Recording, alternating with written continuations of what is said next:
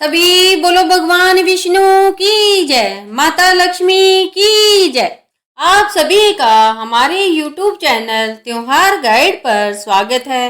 इस वीडियो में हम आप सभी को यह बताने जा रहे हैं कि दीपावली का असली इतिहास और रहस्य क्या है।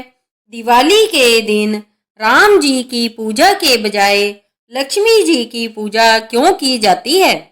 भारत का सबसे बड़ा त्योहार जिसे लोग सिर्फ रोशनी का पर्व कहते हैं, लेकिन क्या आपने कभी सोचा है यह दीपावली आखिर किसकी है? क्या यह भगवान श्री राम की विजय का उत्सव है या माता लक्ष्मी के आगमन का दिन? हर साल करोड़ों लोग लाखों दीपक जलाते हैं, लेकिन शायद ही कोई जानता है कि इन दीपों के पीछे की कहानी क्या है। कहते हैं अयोध्या में जब प्रभु श्री राम 14 साल के वनवास और रावण के वध के बाद लौटे, तब पूरी नगरी दीपों से जगमगा उठी थी।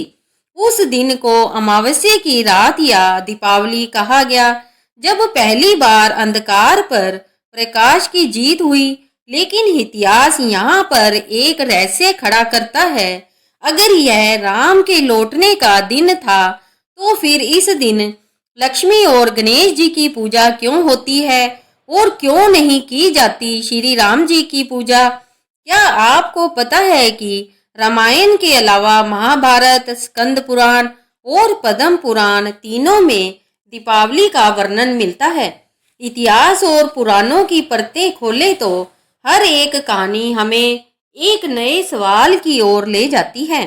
दीपावली के दिन लक्ष्मी पूजन क्यों होता है और गणेश उनके साथ क्यों बैठते हैं?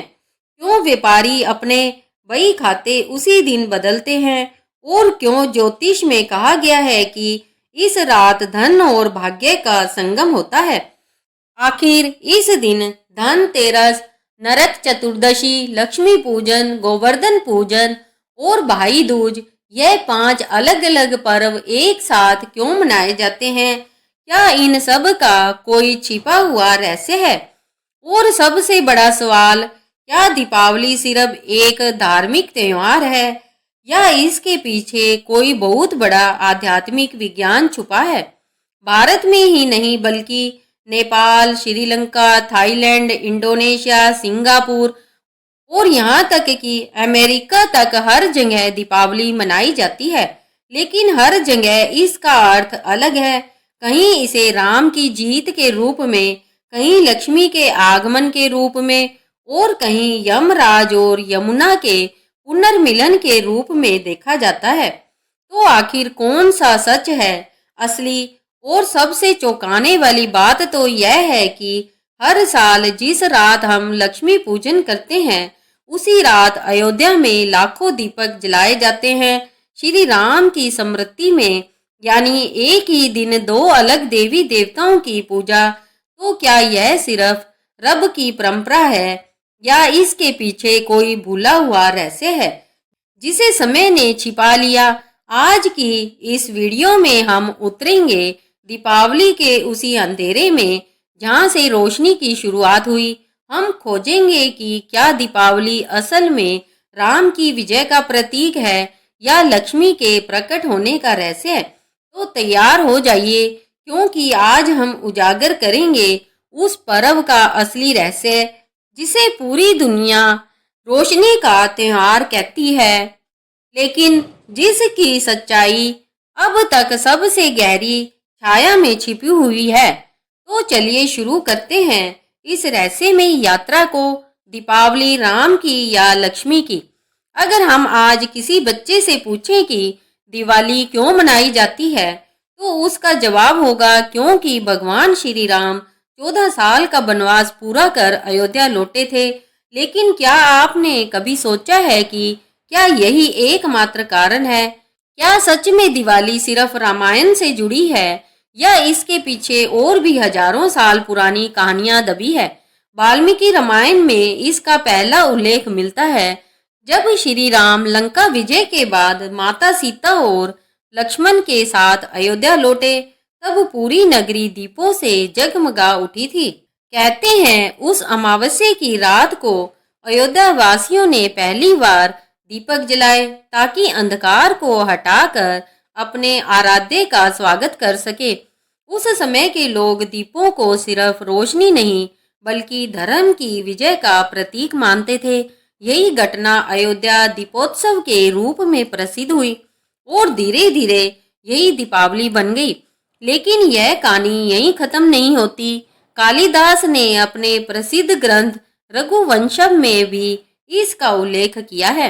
उन्होंने लिखा है कि जब रघुवंशी राजा राम अयोध्या लौटे तो सारे नगर ने दीपों से उनका स्वागत किया। यही पहला सांस्कृतिक प्रमाण है कि दीपावली उस युग में भी राष्ट्रीय उत्सव की तरह मनाई जाती थी। उसके बाद स्कंद पुराण और पद्म पुराण जैसे ग्रंथों में भी दीपोत्सव शब्द मिलता है, पर यहाँ इसका कारण अलग बताया गया है। स्कंद पुराण के अनुसार यह दिन केवल श्री राम की विजय नहीं बल्कि देवी लक्ष्मी के पृथ्वी पर आगमन का भी प्रतीक है। यानी एक ही तिथि पर दो दिव्य घटनाएं, एक जब श्री राम लौटे और दूसरी जब समुद्र मंथन से लक्ष्मी प्रकट हुई। अब आते हैं महाभारत काल पर। कई विद्वानों का मानना है कि जब पांडव 12 वर्ष के वनवास और 1 वर्ष के अज्ञातवास के बाद हस्तिनापुर लौटे तब उनके स्वागत में भी दीप जलाए गए। यानी दीपावली का संबंध केवल त्रेता युग से नहीं बल्कि द्वापर युग तक फैला हुआ है।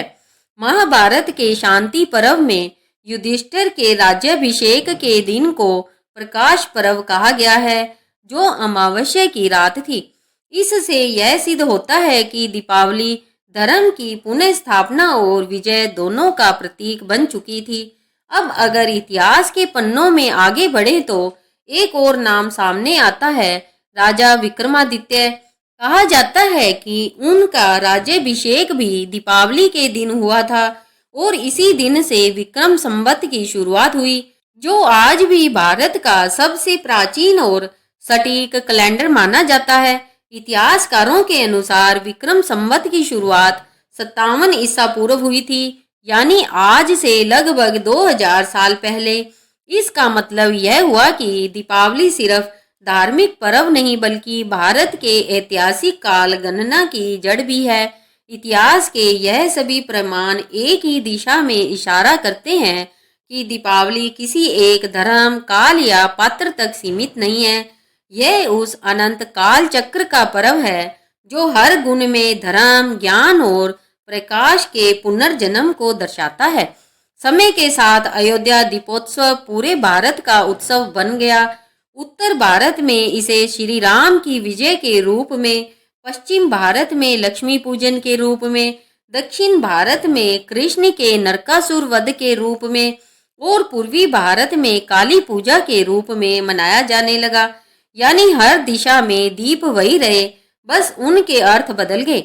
आज भी जब अयोध्या में लाखों दीपक जलाए जाते हैं तो यह केवल एक धार्मिक परंपरा नहीं बल्कि 5000 वर्षों की जीवित स्मृति है।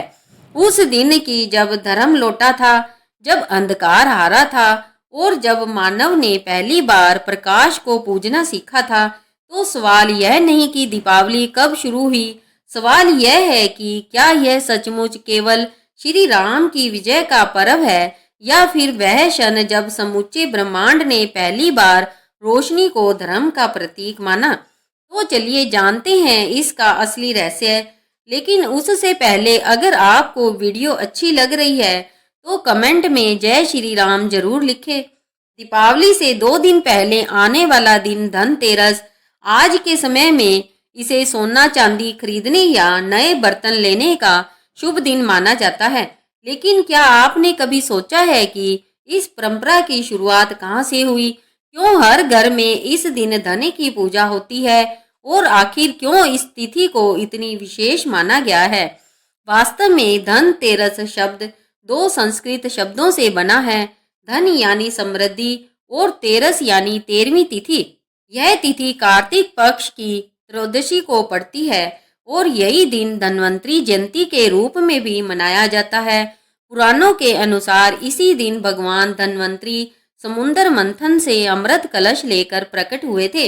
यानी धनतेरस केवल सोने चांदी की खरीदारी का दिन नहीं बल्कि स्वास्थ्य और अमरत्व के प्रतीक भगवान धन्वंतरी का प्रकट दिवस है।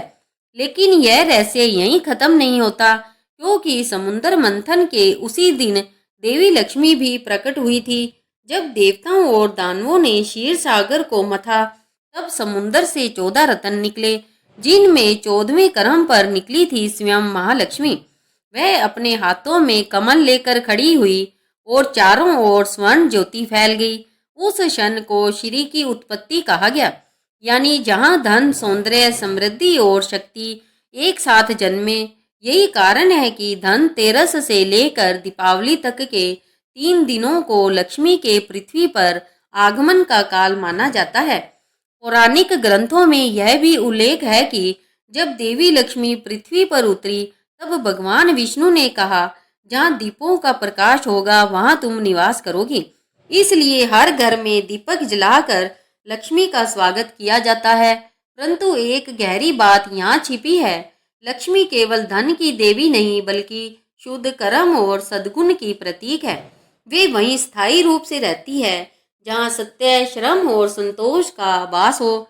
आधुनिक युग में हम लक्ष्मी पूजा को केवल धन प्राप्ति से जोड़ते हैं, लेकिन वेदों में श्री सूक्त के अनुसार लक्ष्मी केवल भौतिक समृद्धि नहीं देती बल्कि आध्यात्मिक उन्नति का मार्ग भी दिखाती है।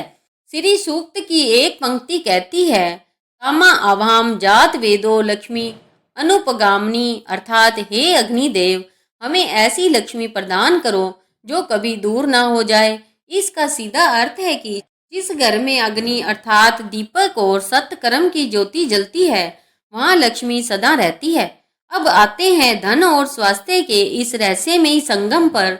धनवंतरी और लक्ष्मी का एक साथ प्रकट होना यह दर्शाता है कि धन और स्वास्थ्य दोनों का संतुलन ही वास्तविक समृद्धि है, क्योंकि बिना स्वास्थ्य के धन व्यर्थ है और बिना धन के धर्म अधूरा। यही कारण है कि धनतेरस के दिन आयुर्वेद, औषधियों और स्वच्छता की पूजा भी की जाती है। यह दिन हमें याद दिलाता है कि शुद्ध तन, स्वच्छ मन और संतुलित जीवन यही असली लक्ष्मी है। अब अगर हम लक्ष्मी पूजन की तिथि पर आएं तो इसके पीछे की सटीक खगोलीय और वैदिक गणना है। कहा गया है कि दीपावली की रात कार्तिक अमावस्या की होती है और उस रात प्रदोष काल यानी सूर्यास्त से लगभग 40 मिनट बाद यही वह समय है जब अशुभ ग्रह ऊर्जा शांत और सकारात्मक ऊर्जा अपने चरम पर होती है। इसी क्षण देवी लक्ष्मी पृथ्वी पर भ्रमण करती है। इसलिए इस काल में घरों की सफाई, दीपक और नए वस्त्र पहनना केवल परंपरा नहीं बल्कि ऊर्जा शुद्धिकरण की वैज्ञानिक प्रक्रिया है। इतिहासकार मानते हैं कि प्राचीन भारत में दीपावली का अर्थ केवल धन नहीं था बल्कि श्री का आगमन, यानी वह शक्ति जो धर्म और समृद्धि दोनों को संतुलित करती है।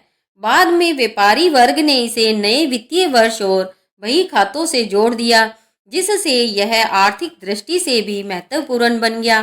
पर अब सवाल उठता है, अगर लक्ष्मी और धनवंतरी दोनों इसी दिन प्रकट हुए तो फिर दीपावली की रात केवल लक्ष्मी पूजा पर इतना जोर क्यों दिया गया और क्यों गणेश उनके साथ पूजे जाते हैं, जबकि उनका इस कथा से सीधा संबंध नहीं? क्या इस जोड़ी के पीछे भी कोई गहरा ब्रह्मांडीय या दार्शनिक रहस्य छिपा है? तो चलिए जानते हैं गणेश और लक्ष्मी की संयुक्त पूजा का रहस्य।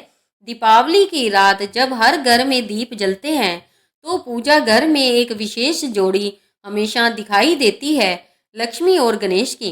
पर क्या आपने कभी सोचा है कि इस दिन जब कथा लक्ष्मी से जुड़ी है तो गणेश जी को उनके साथ क्यों बैठाया जाता है? क्यों हर लक्ष्मी पूजन की शुरुआत श्री गणेशाय नमः से होती है? दरअसल इसका रहस्य धर्म और दर्शन दोनों से छिपा है। गणेश जी केवल विघ्नहर्ता नहीं बल्कि बुद्धि और विवेक के देवता है। वह यह दर्शाते हैं कि केवल धन प्राप्त कर लेना पर्याप्त नहीं है, उसे सही दिशा में उपयोग करने के लिए बुद्धि और संतुलन भी जरूरी है। इसलिए कहा गया है कि जहाँ लक्ष्मी होती है वहाँ गणेश का होना आवश्यक है। पुराणों के अनुसार एक बार देवी लक्ष्मी भगवान विष्णु के साथ बैठी थी। तभी उन्होंने देखा कि जो लोग उन्हें पूजते हैं वे उनके धन का सही उपयोग नहीं करते और अपने कर्मों से पाप में लिप्त हो जाते हैं। तब उन्होंने ब्रह्मा जी से कहा, मुझे ऐसे लोगों से मुक्त करिए जो मुझे केवल धन के लिए पूजते हैं।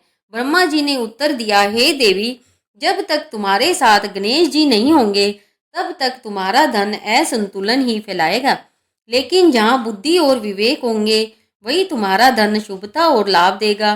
तब से यह परंपरा शुरू हुई कि लक्ष्मी से पहले गणेश की पूजा की जाए। यह संयोजन केवल धार्मिक नहीं बल्कि ब्रह्मांडीय संतुलन का प्रतीक है।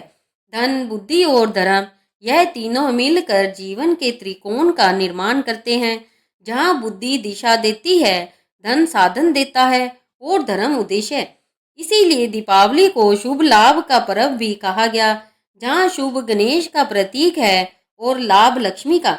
यह वह क्षण है जब पूजा केवल समृद्धि की नहीं बल्कि विवेक पूर्ण समृद्धि की जाती है। अब बात करते हैं उस तीसरे नाम की जो धन के साथ हमेशा जुड़ा रहता है, कुबेर। कुबेर को देवताओं का कोषाध्यक्ष और यक्षों के राजा कहा गया है। वे अलौकिक धन के स्वामी हैं और कैलाश पर्वत के उत्तरी भाग में अलकापुरी नामक नगर में निवास करते हैं। पर क्या आप जानते हैं कि कभी कुबेर देवी लक्ष्मी के साथ विवाह करना चाहते थे? पद्म पुराण के अनुसार कुबेर ने अपनी तपस्या के बल पर देवी लक्ष्मी से विवाह का प्रस्ताव रखा, लेकिन लक्ष्मी ने कहा, मैं केवल उसी से जुड़ूंगी जिसके साथ धर्म और मर्यादा दोनों हो। और तब उन्होंने भगवान विष्णु को अपना पति चुना, क्योंकि विष्णु पालन करता है जो धर्म को धन के ऊपर रखते हैं। यह कथा हमें एक गहरा संदेश देती है। धन यदि धर्म से रहित हो जाए तो विनाश का कारण बनता है। इसलिए लक्ष्मी ने विष्णु को चुना, ना कि कुबेर को, ताकि उनका धन सृजन और संरक्षण दोनों करे, ना कि अहंकार। हालांकि कुबेर को अस्वीकार किया गया, पर उन्हें एक महत्वपूर्ण भूमिका दी गई, देवताओं के खजाने के रक्षक की। इसलिए कहा गया, कुबेर धन का संरक्षक है, लक्ष्मी उसका स्रोत। एक धन को संचय करता है, दूसरा उसका प्रवाह बनाए रखता है।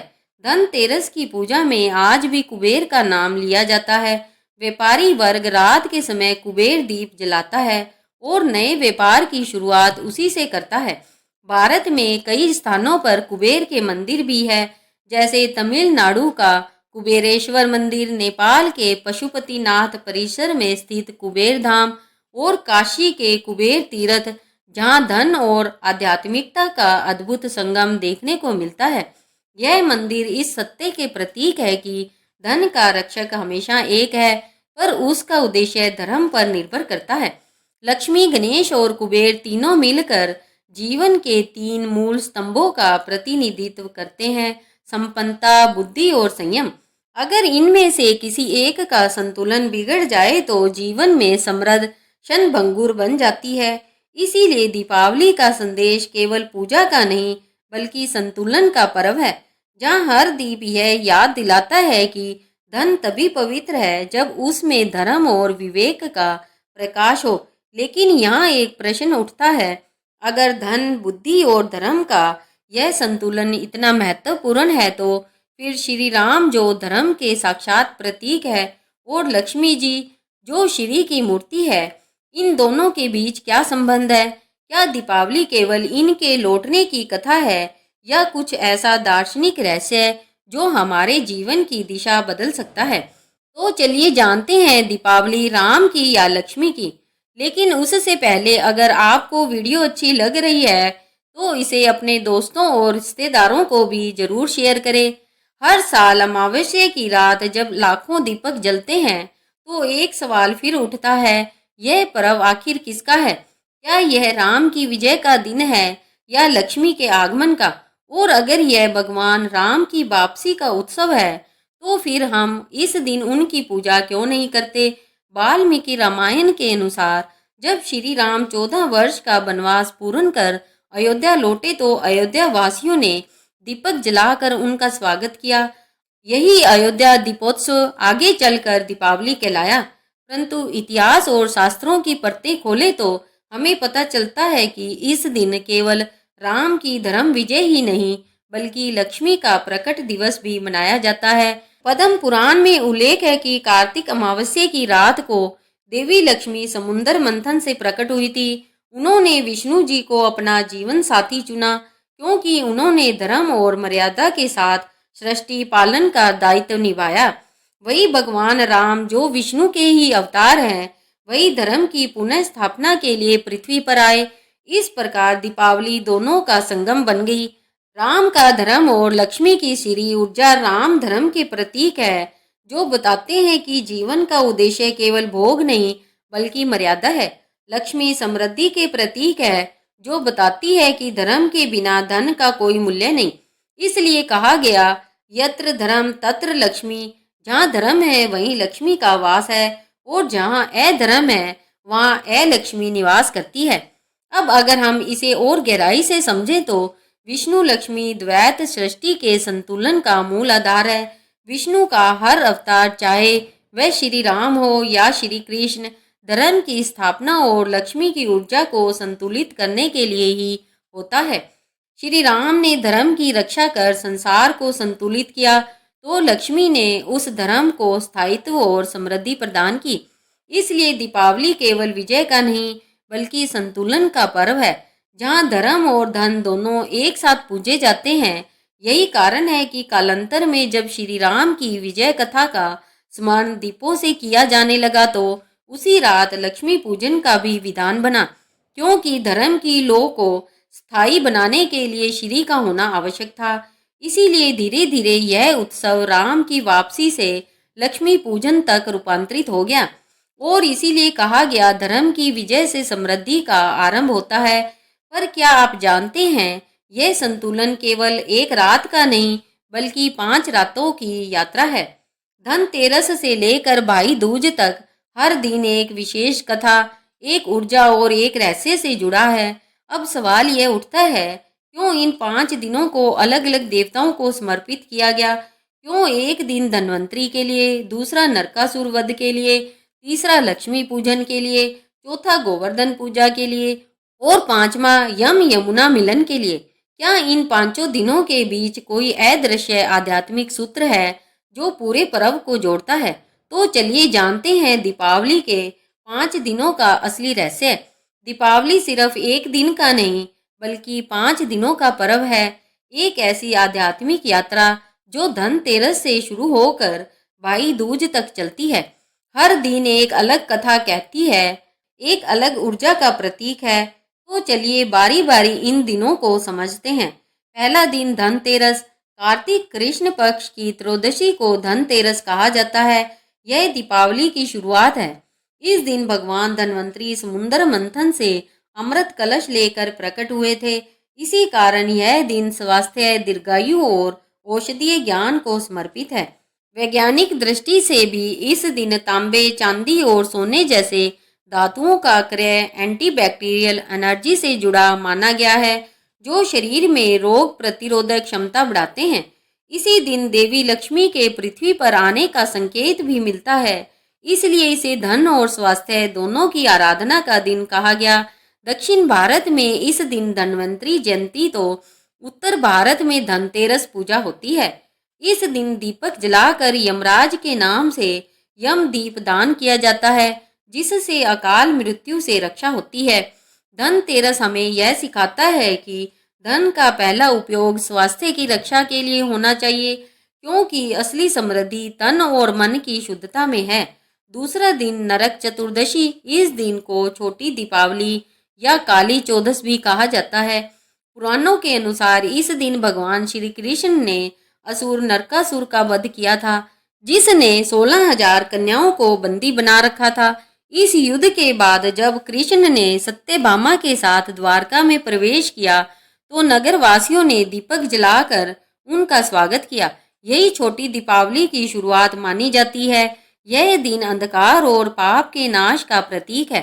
दक्षिण भारत में इस दिन को मुख्य दीपावली कहा जाता है, क्योंकि वहां नरकासुर वध को पाप मुक्ति दिवस के रूप में मनाया जाता है। उत्तर भारत में लोग इस दिन प्रातः स्नान के समय तिल और उबटन लगाकर शरीर की शुद्धि करते हैं, जिसे अभ्यंग स्नान कहा जाता है। इसका संदेश स्पष्ट है कि बाहरी दीप जलाने से पहले अपने भीतर का अंधकार मिटाना ही सच्ची दीपावली है। तीसरा दिन लक्ष्मी पूजा। अमावस्या की रात जब अंधकार अपने चरम पर होता है, तब मनुष्य दीपक जलाता है। यह वही दिन है जब देवी लक्ष्मी समुद्र मंथन से प्रकट हुई थी। इसलिए इस दिन को लक्ष्मी पूजन दिवस कहा गया। पद्म पुराण के अनुसार जब विष्णु योग निद्रा में होते हैं, तब कार्तिक अमावस्या की रात लक्ष्मी पृथ्वी पर भ्रमण करती है और उन घरों में प्रवेश करती है जहाँ स्वच्छता, शर्म और सदाचार का वास होता है। इसलिए कहा गया, स्वच्छता लक्ष्मी का प्रथम द्वार है। इस दिन का प्रदोष काल यानी कि सूर्यास्त के बाद का समय सबसे शुभ माना गया है। इसी समय दीपक जलाने का विधान है ताकि प्रकाश की तरंगे पूरे वातावरण में सकारात्मक ऊर्जा फैलाए। यह दिन हमें सिखाता है कि धन तभी शुभ है जब वह धर्म और सत्कर्म के साथ जुड़ा हो। चौथा दिन गोवर्धन पूजा। दीपावली के अगले दिन कार्तिक शुक्ल प्रतिपदा को गोवर्धन पूजा की जाती है। इस दिन श्री कृष्ण ने इंद्र के अहंकार को तोड़ते हुए गोवर्धन पर्वत को अपनी उंगली पर उठाया और वृंदावन वासियों को वर्षा से बचाया। यह घटना केवल एक चमत्कार नहीं बल्कि एक संदेश थी, प्रकृति की पूजा करो ना कि अहंकार की। उत्तर भारत में यह दिन अन्नकूट उत्सव के रूप में मनाया जाता है, जहां भगवान को सैकड़ों प्रकार के भोजन अर्पित किए जाते हैं। दक्षिण भारत में इसी दिन राजा बलि और वामन अवतार की कथा मनाई जाती है। कहा जाता है कि जब विष्णु ने वामन रूप लेकर बलि राजा को पाताल लोक भेजा, तब वचन दिया कि वर्ष में एक दिन उन्हें पृथ्वी पर लौटने की अनुमति मिलेगी। वही दिन गोवर्धन पूजा का है। इसलिए केरल और तमिलनाडु में इसे बलि प्रतिपदा कहा जाता है। यह दिन हमें सिखाता है कि मानव को अपने श्रम, भूमि और भोजन के प्रति कृतज्ञ होना चाहिए। यही सच्ची भक्ति है।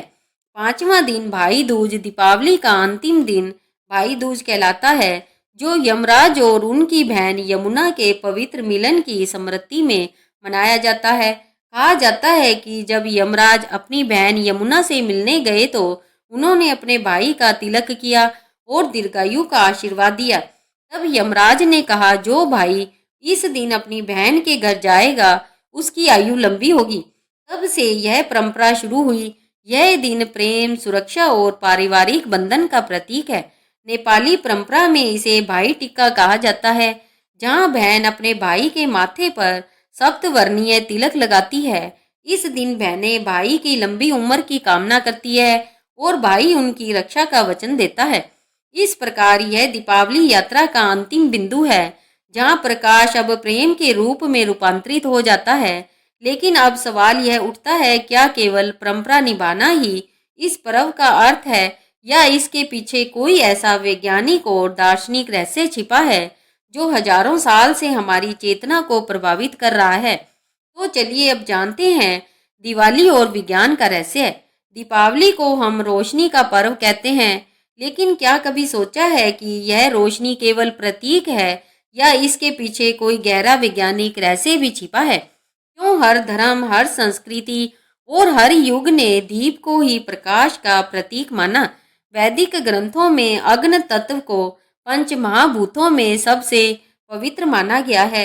ऋग्वेद में कहा गया है कि अग्निहोता के व्रतु सत्यमृतम परम ज्योति, अर्थात अग्नि केवल प्रकाश नहीं बल्कि सत्य और जीवन की ऊर्जा है।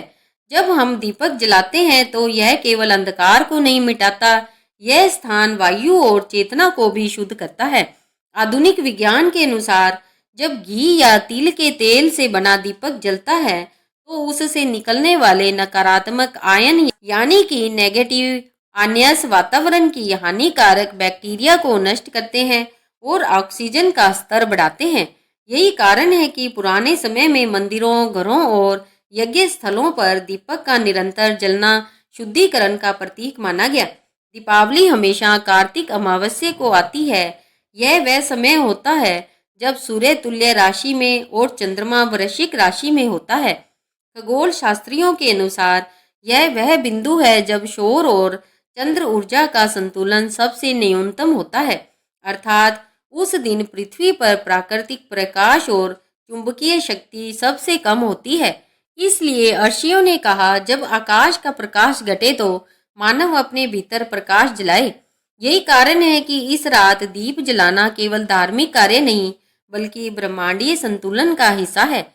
भविष्य पुराण में भी उल्लेख है कि अमावस्या तिथो दीप दानम पापम नाशति, यानी इस दिन दीप जलाने से न केवल अंधकार बल्कि मानसिक नकारात्मकता भी नष्ट होती है। आधुनिक मनोविज्ञान के अनुसार लाइट एक्सपोजर थेरेपी डिप्रेशन और सीजन स्पाइन स्ट्रेस को कम करती है। अर्थात वैदिक दीपदान और आधुनिक विज्ञान दोनों का उद्देश्य एक ही है, अंधकार में प्रकाश खोजना। ALIMS दिल्ली और IIT बॉम्बे की संयुक्त रिपोर्ट के अनुसार दीपावली के दौरान जलने वाले देसी घी और तिल के तेल के दीपक मोमबत्तियों की तुलना में 60% अधिक ऑक्सीजन न्यूट्रल और कम टॉक्सिक होते हैं। इसके अतिरिक्त लगातार जलने वाले दीप मनुष्य के मन में सुरक्षा और संतुलन की भावना जगाते हैं। इसी कारण पुराने समय में कहा गया, जहां दीपक जलता है वहां भय नहीं रहता। इसका वैज्ञानिक कारण यह है कि फ्लेम फिल्कर फ्रीक्वेंसी लगभग 10 से 15 हर्ट्ज होती है, जो मस्तिष्क की अल्फा वेव्स को स्थिर करती है। यही तरंग ध्यान अवस्था से जुड़ी है। आज दीपावली केवल भारत का नहीं बल्कि पूरी दुनिया का त्योहार बन चुकी है। Nepal, Sri Lanka, Singapore, Thailand, Indonesia, Malaysia, Mauritius, Fiji और त्रिनिदाद जैसे देशों में इसे बड़े धूमधाम से मनाया जाता है। नेपाल में इसे तिहार, श्रीलंका में दीपोत्सव और थाईलैंड में लोए क्रेथोगंग फेस्टिवल कहा जाता है, जहां जल पर तैरते दीपक प्रेम और कृतज्ञता के प्रतीक माने जाते हैं। सिंगापुर में लिटिल इंडिया क्षेत्र हर साल 1 मिलियन से अधिक लाइट्स से सजाया जाता है। फिजी में 40% आबादी भारतीय मूल की है और वहां दीपावली राष्ट्रीय अवकाश है। यूनेस्को ने भी 2023 में दीपावली को intangible cultural heritage of humanity की सूची में शामिल करने की सिफारिश की थी, जो इसकी वैश्विक पहचान का प्रमाण है। अक्टूबर 2024 में अयोध्या ने एक नया विश्व रिकॉर्ड बनाया। 22,23,266 दीपक एक साथ जलाकर यह आयोजन Guinness book of world records में दर्ज हुआ। हर दीप केवल एक दीपक नहीं था, बल्कि हर नागरिक के हाथों से जलता एक संकल्प था कि अंधकार चाहे कितना भी गहरा हो, एक लौ उसे मिटा सकती है। इस कार्यक्रम में दुनिया भर से आए 50 से अधिक देशों के राजनयिक शामिल हुए। यह केवल धार्मिक आयोजन नहीं बल्कि भारत की सांस्कृतिक एकता और ऊर्जा विज्ञान का प्रतीक था। भारत में दीपावली के दौरान होने वाला व्यापार करीब 1,50,00,000 करोड़ रुपए से अधिक का होता है। फायरवर्क्स इंडस्ट्री अकेले तमिलनाडु के शिवकाशी क्षेत्र में 6,000 करोड़ रुपए से ज़्यादा का कारोबार करती है।